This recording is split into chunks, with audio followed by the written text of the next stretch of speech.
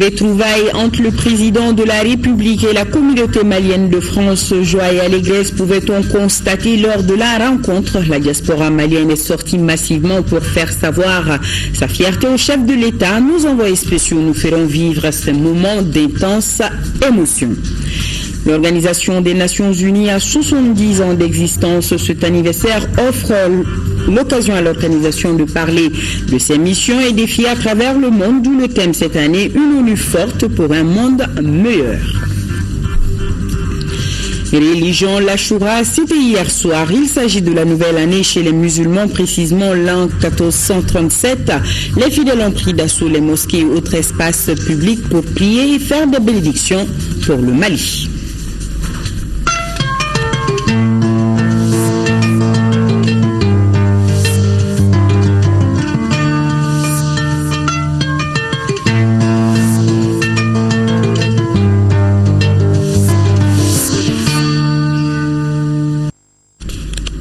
Bonsoir à tous, merci de nous suivre.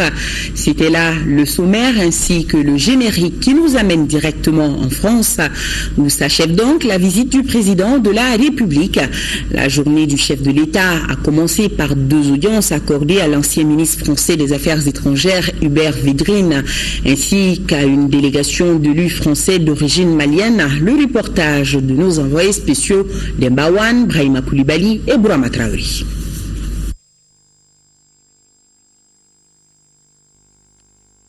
Échange fructueux et fraternel entre le président de la République Ibrahim Boubacar Keïta et les jeunes élus français d'origine malienne.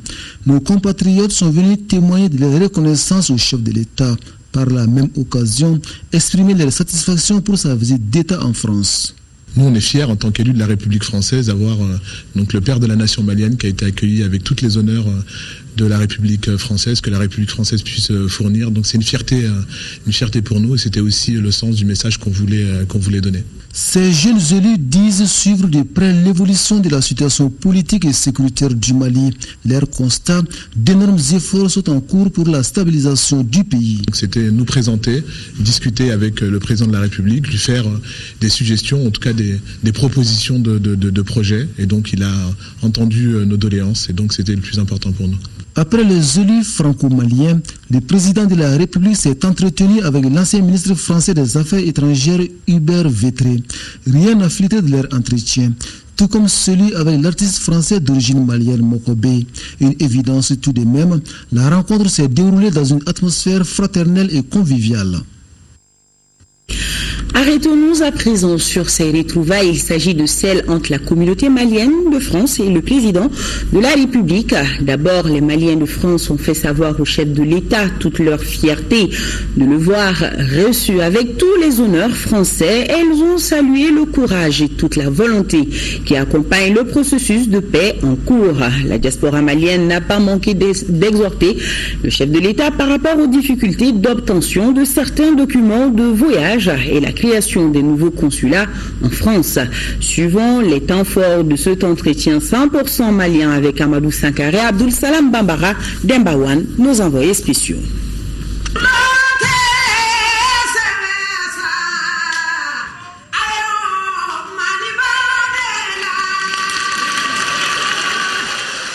La voix de l'artiste Ami Koïta qui retentit et qui appelle à l'union sacrée autour du Mali.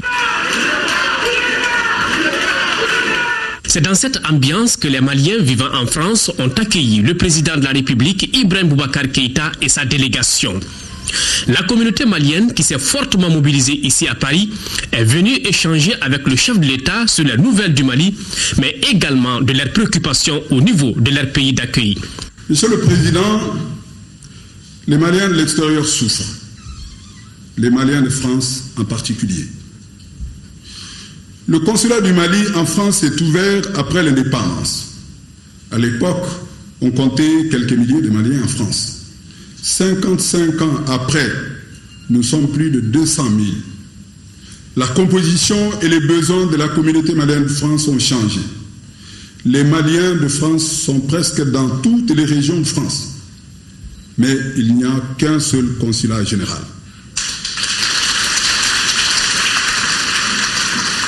Si nous comptons le temps et les journées perdues, les Maliens de province dépassent financièrement autant pour un voyage au Mali que pour accomplir une démarche administrative au consulat. Monsieur le Président, nous saluons les efforts du gouvernement pour les solutions envisagées en matière de fabrication et de délivrance des passeports pour mettre fin à la souffrance des Maliens de France. Nous espérons que leur mise en œuvre interviendra d'ici la fin de cette année 2015. La reconnaissance de la double nationalité est l'une des conquêtes de la Révolution de mars 1991. Un des moyens de rapprocher la seconde génération des Maliens de France avec le Mali est de faciliter leur voyage en tant que binationaux.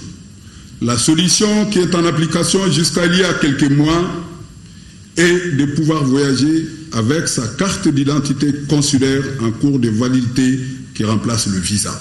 Les Maliens vivant à l'extérieur ont saisi cette occasion pour remercier le président de la République pour les efforts faits par le gouvernement pour accompagner ces différentes communautés. J'ai réuni le bureau du Haut Conseil des Maliens de France. Ensemble, nous avons analysé et tiré la seule conclusion qui s'impose de votre séjour parisien au terme de la visite d'État mémorable que vous venez de terminer. Cette conclusion, vous la devinez sans doute, est faite de fierté et d'émotion. Fierté parce que, de mémoire de Maliens, jamais un président africain n'a reçu autant d'honneur ici en France. D'émotion parce que vous repartez après avoir modifié complètement l'image du Malien aux yeux des Français. Imaginez chacun de ces Maliens dans leur bureau, dans leurs ateliers, sur les bancs de leurs universités, ou simplement toutes ces générations nées ici et qui avaient besoin qu'on leur parle du Mali, de leurs ancêtres, autrement qu'à travers des clichés d'un autre temps. Excellence, Monsieur le Président de la République, plus de 3/4 des Maliens de l'extérieur ont plébiscité de votre élection à la magistrature suprême le 11 août 2013. Aussi, permettez-moi de vous faire une confidence. Nous avions considéré que vous étiez l'homme qui présentait les meilleures qualités pour relever le défi sécuritaire, économique et social du Mali. Nous ne nous sommes pas encore en mi-mandat, que vous démontrez déjà que nous ne nous sommes pas trompés.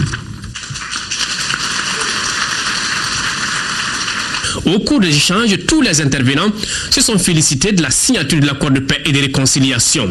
Le président de la République, Ibrahim Boubacar Keïta, a souligné que cet accord est le fruit d'un long processus de négociation et de pourparlers. De ce fait, il engage toutes les parties. Pour lui, tout ce qui se mettrait au travers de cet accord serait considéré comme ennemi de la paix. Sur le sujet, il a donné de la voix. Le bateau Mali a un capitaine. Et ce capitaine est dans la cabine. Il tient la barre fermement. Donc, assez de ces falaises, assez de ces comportements irresponsables. On a inondé les rédactions parisiennes de manière ignoble, insidieuse et lâche. Pendant qu'à Banco, on n'ose pas dire on est contre l'accord, on vient à Paris faire le beau. On insulte des choses, on instrumentalise des choses. Cela veut dire quoi? Est-ce que ces gens-là aiment le Mali? Non. Non. Moi j'aime le Mali. Vous aimez le Mali. Donc nous disons non. Nous disons non. Et il suffit. Quoi?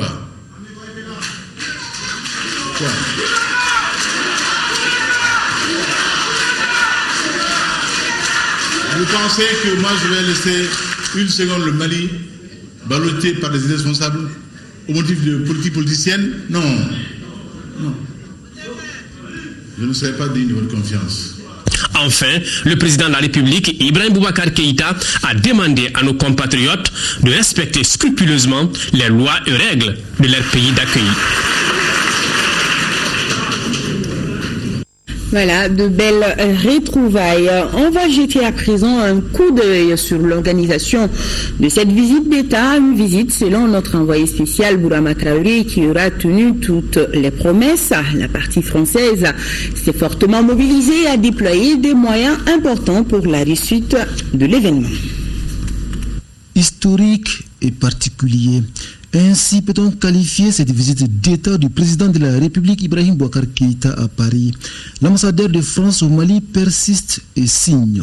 Visite d'État historique, la première d'un président du Mali en France, mais aussi une des premières tout simplement d'un président africain en France, on l'atteste.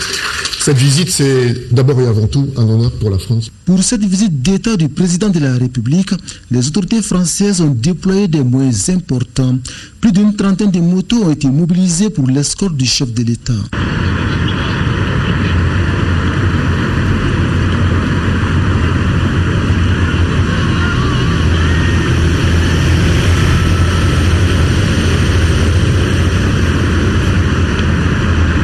Autant d'agents de la garde républicaine française aussi mobilisés pour assurer la sécurité du président de la République.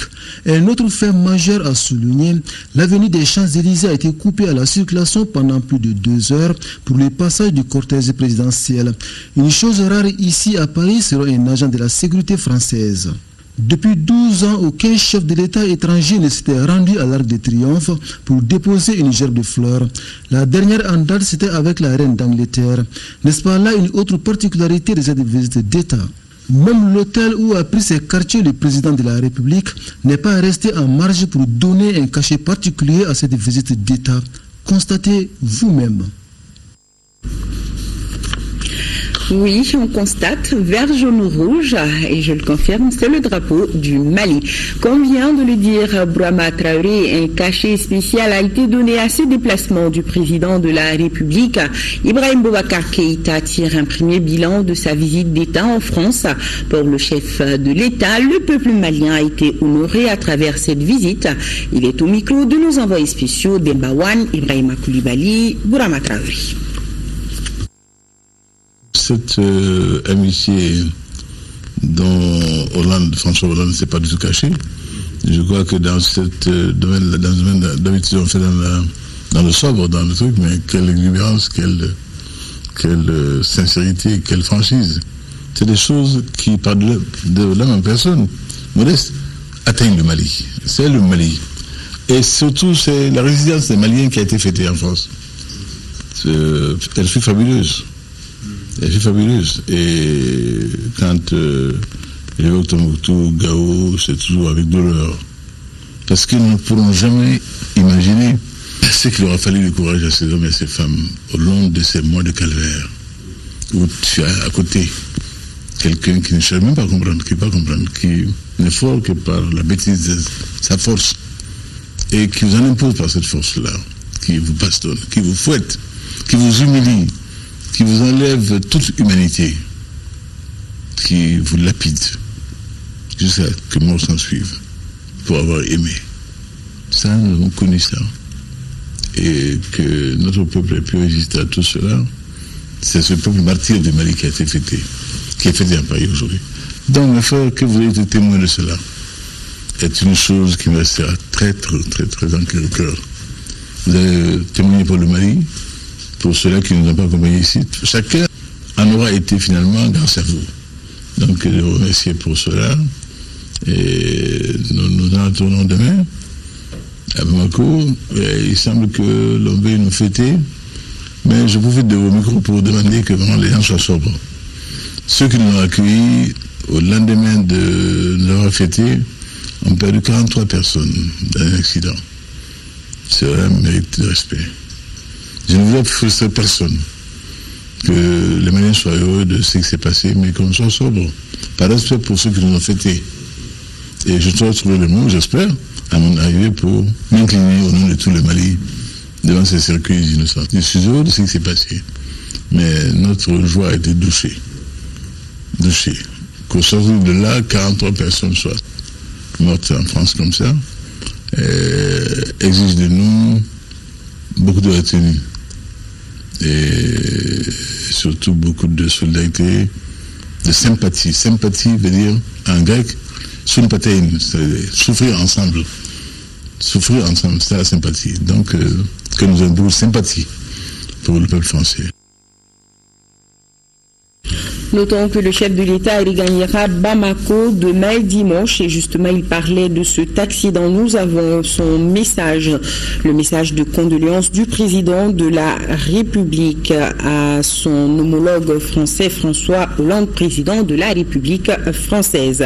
C'est avec une profonde affliction que j'ai appris la collision survenue en Gironde entre un car et un camion sur la route départementale 123 à Pucéguin, près de Libourne, occasionnant la mort de 42 personnes et faisant des blessés. En ce moment de deuil et de recueillement, je voudrais, au nom du peuple du Mali, de son gouvernement et à mon nom propre, exprimer à votre Excellence ainsi qu'aux familles durement éprouvées ma profonde compassion et mes condoléances les plus émues. Je prie pour le repos de l'âme des disparus et souhaite prompt rétablissement aux blessés. Je vous prie d'agréer, Monsieur le Président, l'assurance de ma très haute considération, signé Ibrahim Boubacar Keïta, président de la République. Et toujours en France, découvrons ensemble ce que nous propose le premier salon immobilier du Mali. L'ouverture, c'était hier après-midi à Montreuil. Les professionnels du secteur exposent les projets et programmes de logement à l'intention de nos compatriotes établis en France.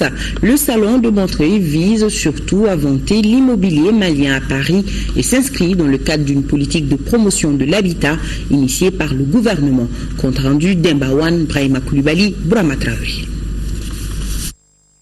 Le salon de l'immobilier à Paris est une grande première. L'événement regroupe au palais des congrès de Montreuil tous les acteurs publics et privés de la filière de l'habitat. Les professionnels de l'immobilier exposent les projets et programmes de logement à la diaspora malienne. Nous avons jugé utile, même si c'était à la dernière minute, d'être là et de montrer que nous avons des produits qui vont autant pour les promoteurs que pour les particuliers qui ont besoin d'acquérir des maisons. Parce que avoir un toit sur la tête, tout le monde sait que c'est vraiment un droit fondamental pour chaque être humain. Donc notre ambition, c'est de pouvoir continuer à accompagner la diaspora malienne. Nous sommes très actifs dans ce domaine-là. Nous n'avons pas une agence Ecobank totalement présente pour l'instant, mais nous avons des alliances qui nous permettent de prendre en charge notre clientèle. Le salon de Montreuil sert de cadre d'échange entre les acteurs de la filière immobilière. L'événement offre également des perspectives de partenariats publics-privés susceptibles de conforter le programme de logements sociaux. Le département a accompagné les promoteurs immobiliers pour venir à ce salon pour expliquer aux Maliens de l'extérieur l'ensemble du dispositif public mis à disposition pour faciliter l'accession au logement, l'ensemble du dispositif public mis en avant dans le cadre du partenariat public-privé pour permettre aujourd'hui le financement du logement à grande échelle avec une large participation des banques de la place, une production par l'Office malien de l'habitat et par les acteurs privés en vue d'offrir des logements en grand nombre et en qualité pour tout le monde. Ce rendez-vous de l'immobilier procède de la volonté des pouvoirs publics de promouvoir une politique de l'habitat. En termes clairs, assurer l'accès du plus grand nombre de Maliens à un logement décent. Je me réjouis de la tenue de ce salon. Comme vous le savez, parmi les priorités du gouvernement et dans le programme de gouvernement du président de la République, son Excellence Ibrahim Boubacar Keïta, se trouve la diaspora et l'accès du plus grand nombre à un logement décent. Et nous pensons qu'avec de pareilles initiatives, il y a vraiment un grand bond quantitatif et qualitatif qui est fait et qui permet à cette diaspora qui est très laborieuse et qui contribue énormément à l'effort de développement national de s'assurer aussi chez soi. Paris, nous avons entre 300 000 et 400 000 Maliens, mais en Côte d'Ivoire, nous sommes presque 2 millions. Au Gabon, nous sommes plus de 200 000. C'est dire combien de Maliens sont à l'extérieur. Et donc multiplier la tenue de tels salons un peu dans ces pays aussi pour que tous les Maliens à l'extérieur comprennent l'importance. Je crois que ce serait une bonne chose. Le premier salon de l'immobilier du Mali à Paris se poursuivra jusqu'au 25 octobre prochain. Pendant 3 jours, les différents services et sociétés auront à exposer leurs produits aux visiteurs.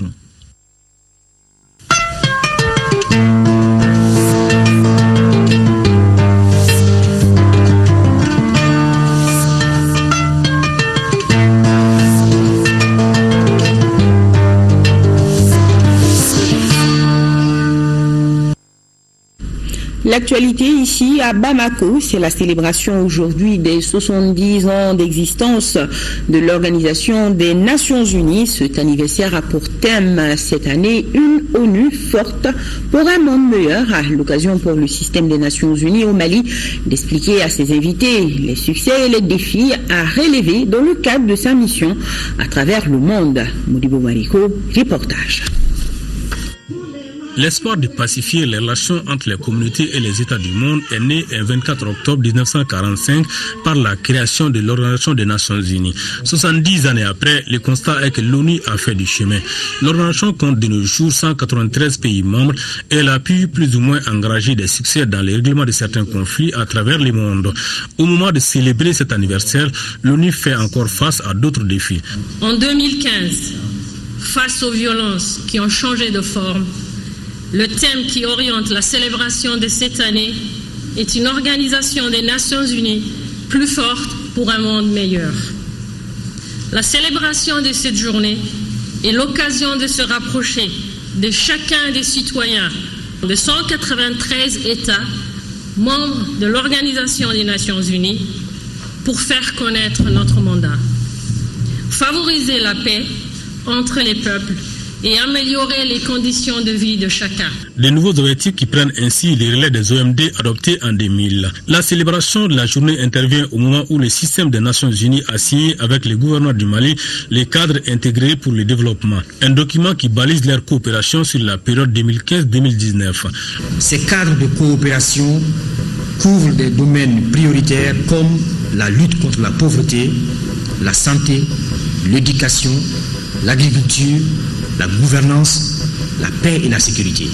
L'occasion est bonne pour souligner une fois de plus que notre pays et la région du Sahel, en dépit des progrès réalisés, demeurent sous la menace du terrorisme, du narcotrafic et de toutes les formes de crimes organisés, y compris dans le domaine de la migration irrégulière. Il urge dès lors pour la communauté internationale de faire face à ces menaces asymétriques qui pèsent si lourdement sur la mise en œuvre rapide et efficace de l'accord de paix.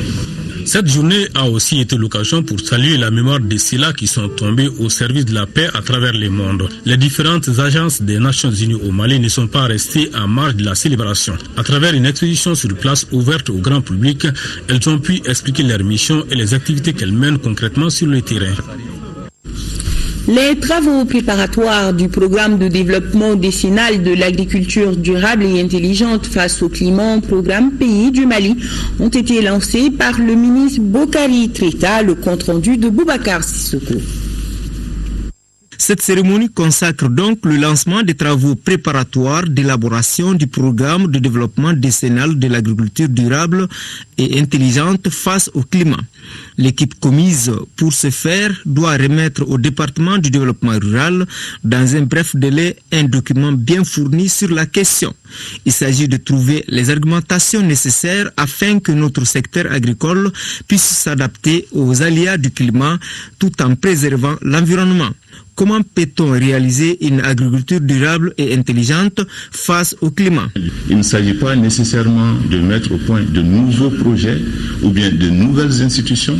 Il s'agit de faire une utilisation intelligente de ce que la science a déjà mis au service de l'agriculture. Je veux dire que c'est un concept qui est à notre portée. Nous pouvons l'appliquer dans toutes ces situations pour pouvoir améliorer notre empreinte carbone sur la nature, tout en continuant à approvisionner les populations en denrées alimentaires. Le gouvernement fonde donc un grand espoir sur les résultats qui seront issus des travaux du groupe d'experts sur l'harmonisation entre le secteur de l'agriculture et les changements climatiques.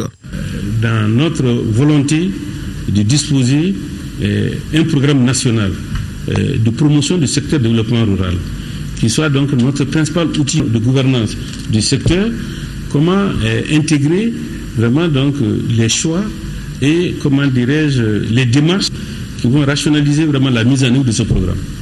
Dès l'abord, nous avons dit que donc on a fait des choix, le choix de l'approche filière, l'approche chaîne de valeur.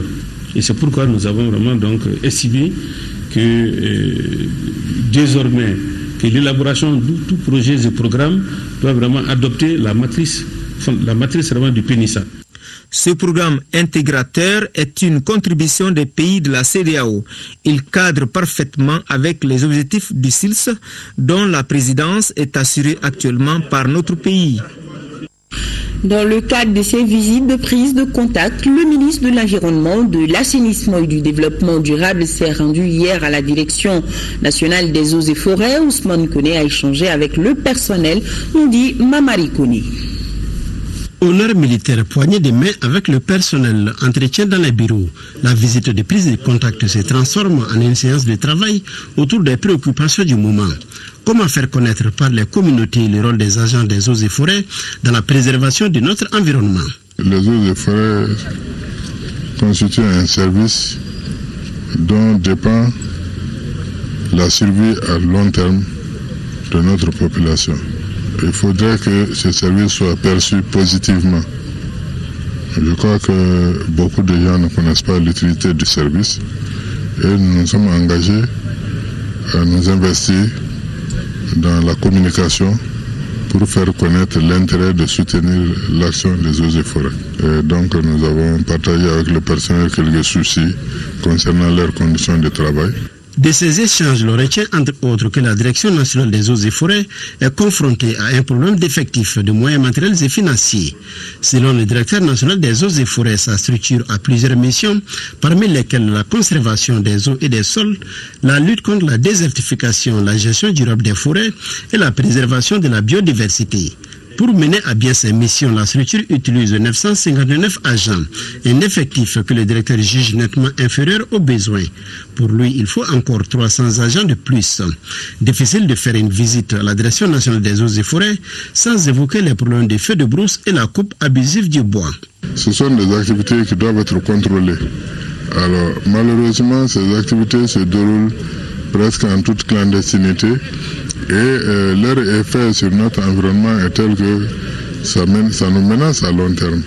Et donc je voudrais profiter de votre micro pour lancer cet appel afin que les communautés se réfèrent aux agents des eaux et forêts pour avoir les meilleurs conseils et effectivement lancer un appel aux agents des eaux et forêts pour être disponibles pour donner ces conseils. En plus des directions régionales de service, des eaux et forêts disposent de 51 cantonnements et 236 postes de contrôle. Outre les 26 aires protégées, la direction des eaux et forêts assure la gestion du domaine forestier, dont 107 forêts classées immatriculées au nom de l'État malien. Pour cette visite, rappelons que le ministre en charge des forêts a été agréablement surpris du degré de complémentarité entre le syndicat et la direction. Sans doute un bon exemple à suivre. Retrouvons le ministre du Développement rural, Boukari Keita, qui a présidé ce matin l'ouverture des travaux de l'atelier sur la note stratégique du Fonds international de développement agricole, FIDA. Depuis plus de 30 ans, notez que le FIDA totalise plus de 200 milliards d'investissements au Mali. Youssouf Diakité nous en dit plus. Depuis plus de 30 ans maintenant, le Fonds international de développement agricole FIDA intervient dans plusieurs secteurs de développement au Mali, avec un accent particulier sur la sécurité alimentaire à travers le développement rural. En 30 ans de coopération, le montant de l'investissement du FIDA s'élève à plus de 241 milliards de francs CFA en faveur des populations. Le FIDA a initié avec le gouvernement malien au moins une dizaine de projets et de programmes de développement. Et actuellement, les projets qui sont en cours d'exécution sont au nombre de 3. Vous avez le PAPAM, qui est le programme d'accroissement de la productivité agricole. Vous avez le programme de microfinance rurale, qu'on appelle le PMR.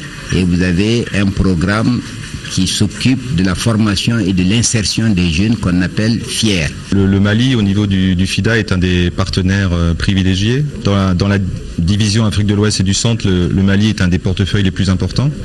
Et donc, il est nécessaire régulièrement de rediscuter des orientations avec les différents partenaires, avec le gouvernement, bien sûr, mais aussi avec les différents partenaires du programme pays. Le gouvernement du Mali est très satisfait des interventions du FIDA, dans la mesure où les zones d'intervention sont généralement dans la bande sahélo-saharienne. Dans ces localités, on constate souvent une pauvreté accentuée et une insécurité alimentaire très forte. Ces explications sont du ministre du Développement rural. Je regarde un peu autour de moi, mon environnement institutionnel, ce que j'ai comme moyen institutionnel pour changer l'agriculture malienne, pour transformer la vie des Maliens, pour améliorer les conditions de vie des Maliens. Je n'ai pas un grand levier FIDA dans mes mains. Et deuxièmement, comment aussi discuter avec le FIDA, évaluer ce qu'il y a comme acquis là où il y a vraiment donc de réussite, comment les capitaliser et renforcer son positionnement pour rendre plus visible et lisible les interventions. Malgré la crise sécuritaire qu'a connue le Mali, le Fonds international de développement agricole a continué à soutenir la sécurité alimentaire, donc un partenaire stratégique pour le Mali. C'est pourquoi le présent atelier permettra aux participants de définir les nouvelles orientations du FIDA au Mali. Lancement des travaux du groupe d'experts sur la couverture maladie universelle et les détails, c'est avec Mamourou Sidibé. Le groupe d'experts dont les travaux viennent d'être lancés doit s'atteler immédiatement à réaliser les études nécessaires et les faire valider, préparer l'organisation matérielle des différentes concertations avec les partenaires sociaux, aussi bien que les partenaires techniques et financiers, élaborer les projets de textes législatifs et réglementaires de la couverture maladie universelle, élaborer et mettre en œuvre une stratégie de communication, de plaidoyer, de dialogue et de mobilisation sociale autour de la couverture maladie universelle.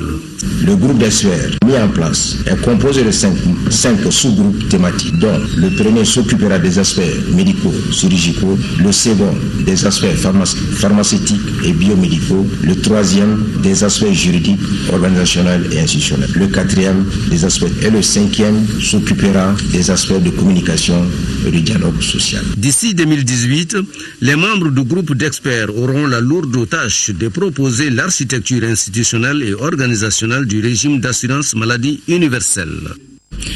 Sur un tout autre plan, passation de commandement ce samedi à la gendarmerie nationale à Modi Bereté passe le commandement au colonel-major Satigui Moro Sidibé et nous Sissoko étaient présents. Officiers, sous-officiers de la gendarmerie nationale Mali, on est reconnaît désormais pour chef le colonel-major Satigui Moro Sidibé.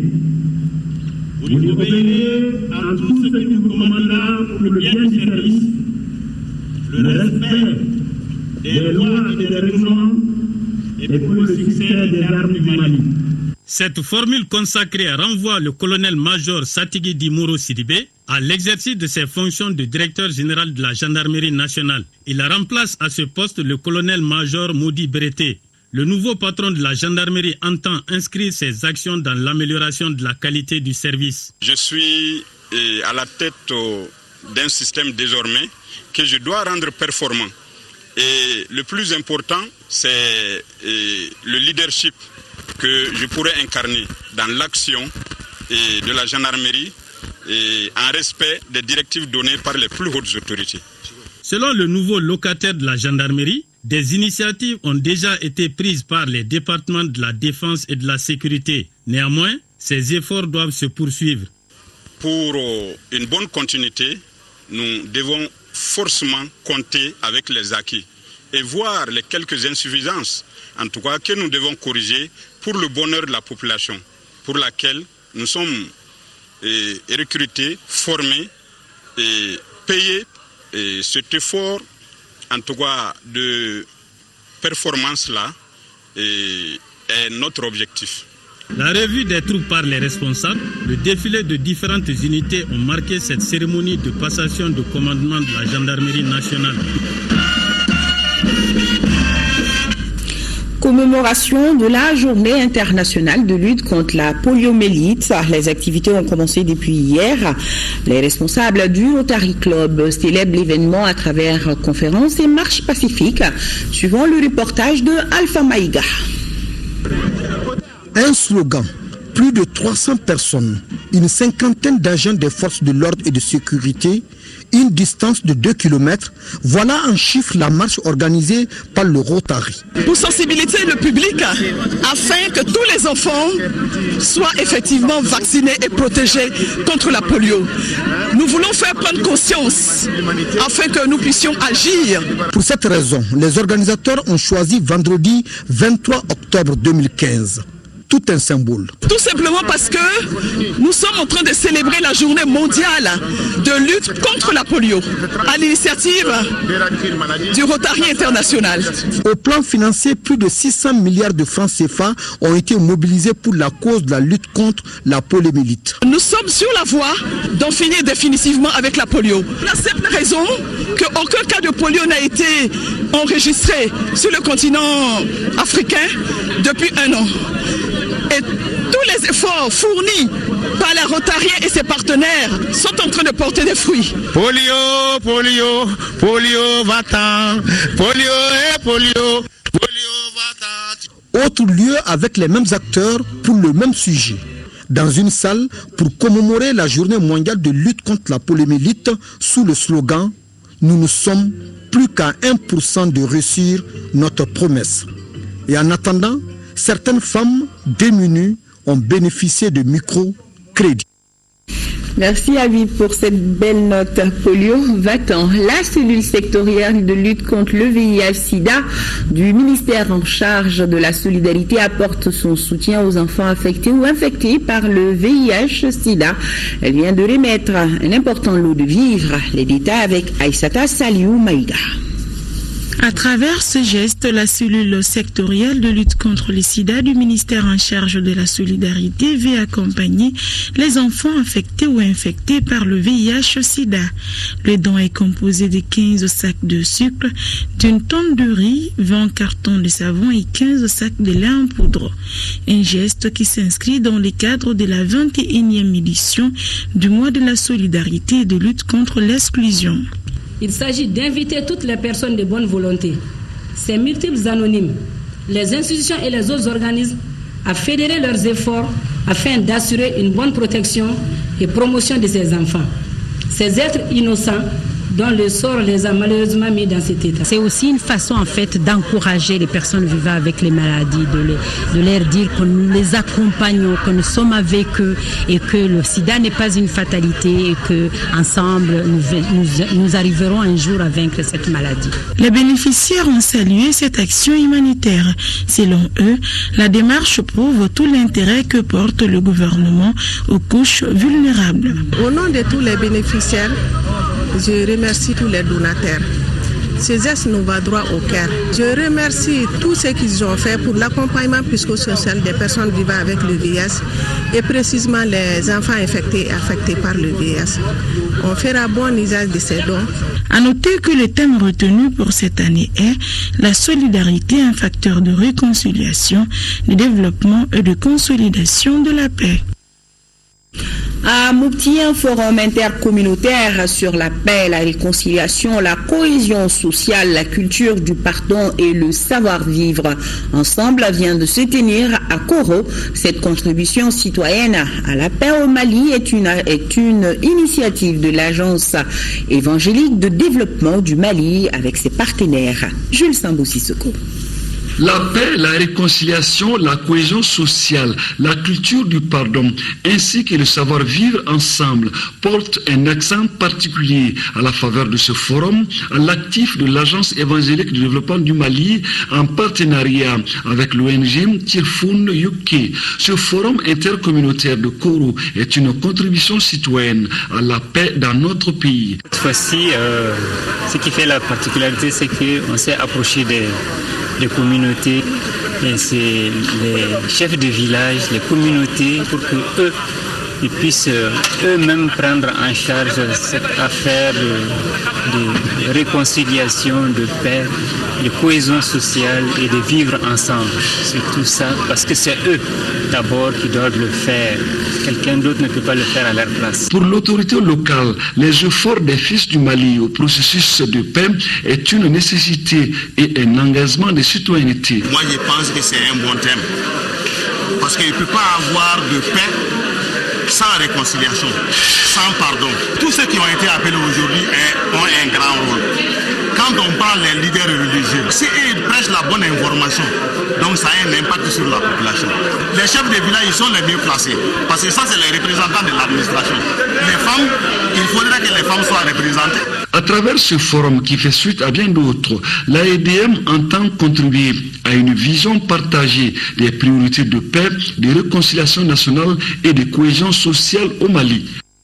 Fin à Tombouctou des journées du dialogue communautaire inclusif pour la rentrée scolaire 2015-2016. La question de l'intégration des écoles coraniques dans le système éducatif aussi débattue au cours des échanges. Et attendina, correspondance. Ces journées de concertation entre partenaires et acteurs de l'éducation se sont tenues à Tombouctou pour mieux préparer et parfaire la rentrée scolaire 2015-2016. Une initiative du ministère de l'Éducation nationale avec son partenaire privilégié, l'UNICEF, est mise en œuvre par l'Académie d'enseignement de Tombouctou.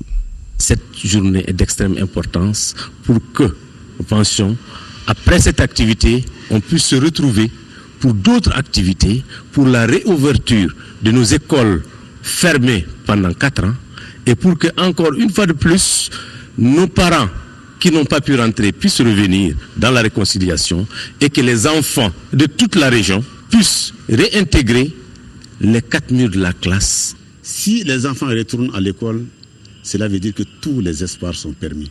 Chacun ici individuellement et collectivement, nous sommes tous des parents d'élèves. Chacun ici individuellement et collectivement, en tant que mère de famille, en tant que père de famille, nous voulons tous le meilleur pour l'enfant. Des recommandations ont été formulées, entre autres, le suivi du processus d'intégration des écoles coraniques dans le système éducatif, élargir ces genres de rencontres à l'ensemble des acteurs pour une participation inclusive de toutes les composantes de l'éducation, et enfin, la mise en œuvre des recommandations des ateliers des années passées. Je donne l'assurance que les autorités régionales ne ménageront aucun effort pour vous accompagner dans la réalisation de vos recommandations. Un chargé de l'Afrique a dit, je cite, « La paix n'est pas un mot, mais un comportement ». Une séance de presse sur l'importance de l'éducation et le retour des enfants à l'école a été un des temps forts de ces journées dans la cité des 333 Saints.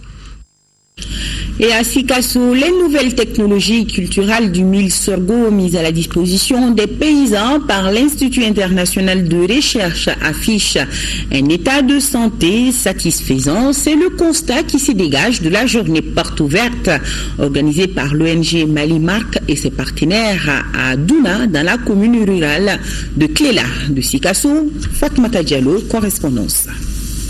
2 champs de mil juxtaposés conçus avec et sans nouvelles technologies culturelles relatives à l'utilisation d'intrants, de techniques et de produits phytosanitaires. Voilà le sujet de prédilection des participants à la journée paysanne sur des parcelles de démonstration à Douna, dans la commune rurale de Klela. Une journée organisée par Malimark et ses partenaires en vue de la diffusion à large échelle des techniques mises à disposition des paysans par l'Institut international de recherche ICRISAT. L'objectif de ces champs, c'est de démontrer en premier lieu l'efficacité des nouvelles variétés de semences, de mil et de sorgho, et les technologies qui accompagnent, à savoir l'engrais et les fongicides à Pronstar, et un pilier important également dans le traitement des semences, entre autres.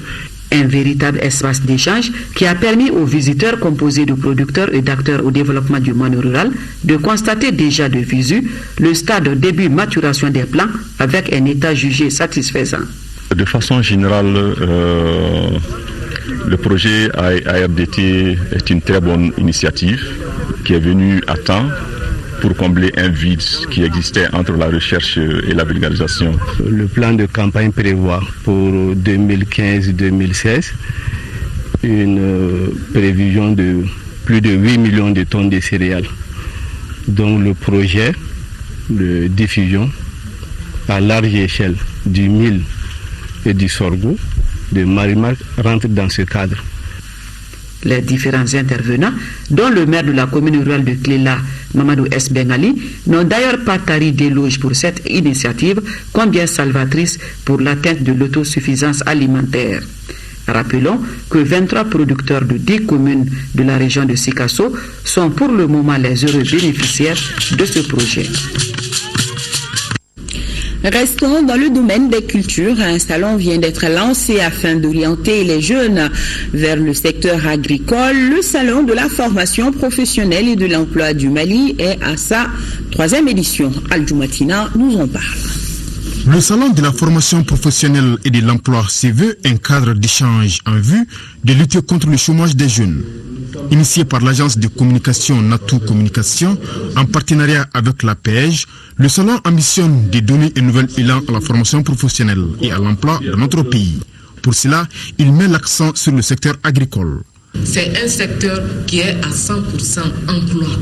Venez visiter, venez connaître, venez prendre les opportunités, savoir où aller et rapidement, il n'y a pas de chômage.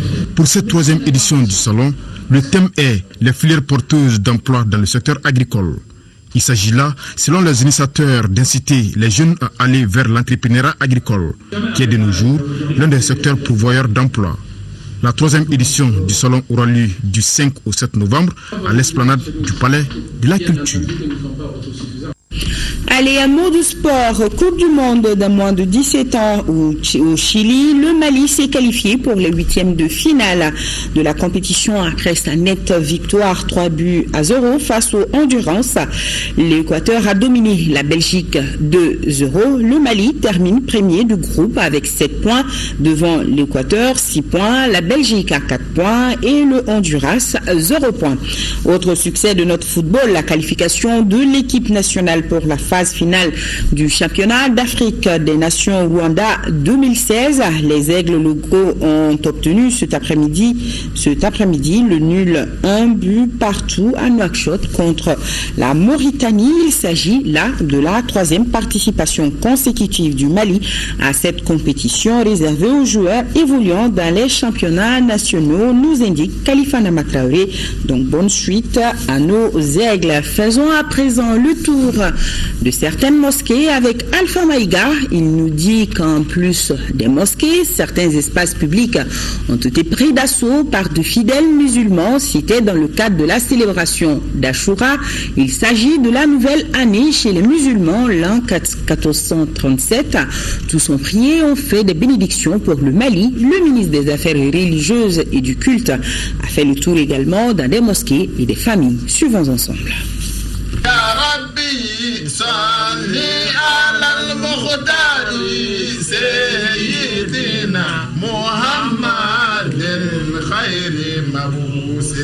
Et c'est pratiquement à l'unisson que Ashura a été célébré par la communauté musulmane.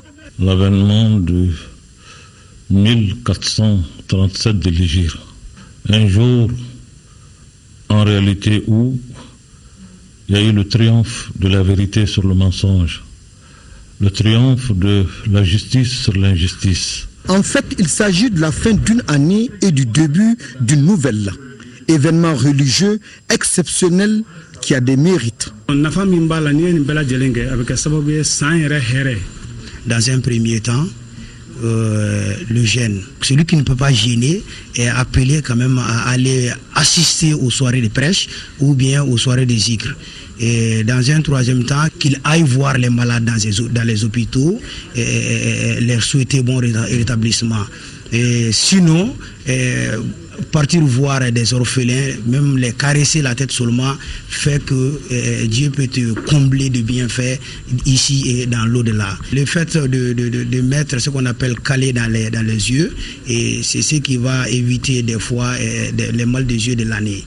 Enlever de l'eau de puits ou bien aller au fleuve, c'est laver la nuit du mois de Ashura, les 10e jours du mois de Ashura, est un bienfait du corps humain qui peut éviter beaucoup de maladies courant la nouvelle année à venir. Outre les places publiques, et les mosquées, Ashura a été célébré aussi en famille. On fait la bénédiction, on mange ensemble, on boit ensemble. Donc c'est un grand souvenir pour nous et pour nos enfants. Dans toute l'année, les enfants vont discuter, ils vont beaucoup parler, ils vont beaucoup faire. C'est là une grande joie.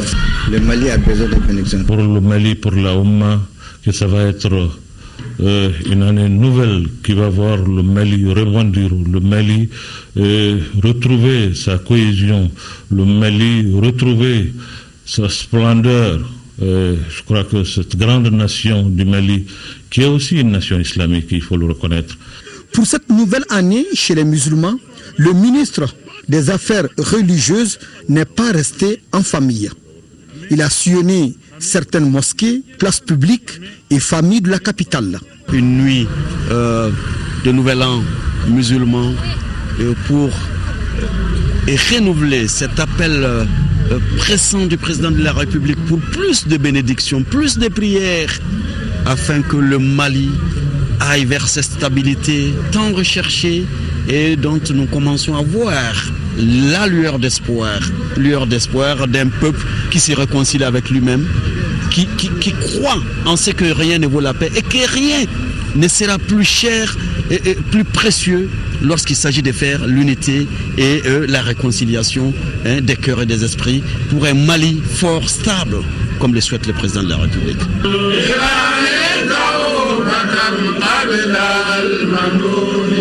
Bonne et heureuse année 1437.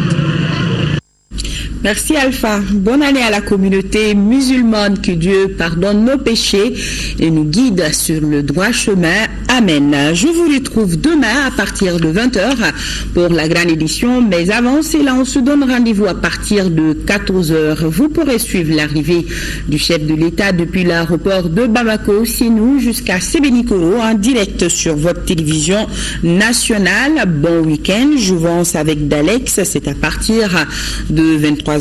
Mais tout de suite, la météo juste après moi avec Balkissa Aïdara et le résultat du PMU Mali avec Abdul Karim Kaba. Bonne suite de programme sur le RTM et grand merci à nos téléspectateurs de la France. Bonsoir à tous.